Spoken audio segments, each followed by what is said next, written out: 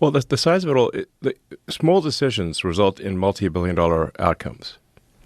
So, we'd see, it was a case where we saw one person was getting $1.9 billion sent to their NGO, which basically got formed about a year ago and had no prior, no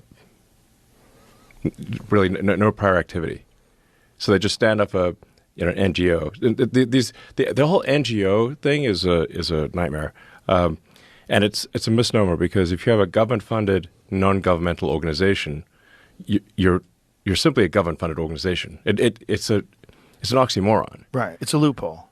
Yes. It basically, the government-funded NGOs are a way to do things that would be illegal if they were the government, but are somehow made legal if it's sent to a so-called nonprofit. But these nonprofits are then used to people cash out these nonprofits.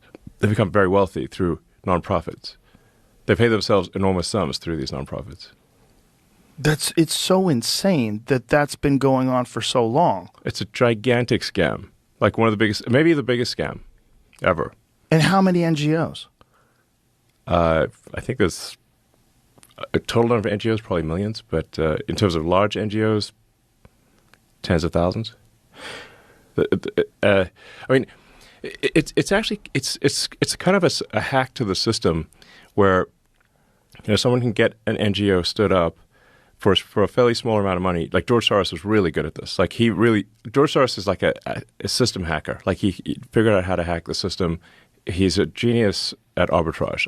I mean, these days he's pretty old, but a genius at arbitrage. So he figured out that you could leverage a small amount of money to create a nonprofit, then lobby the politicians to send a ton of money to that nonprofit, so you can take what might be, a $10 million donation to a nonprofit to create a nonprofit and leverage that into $1 billion NGO.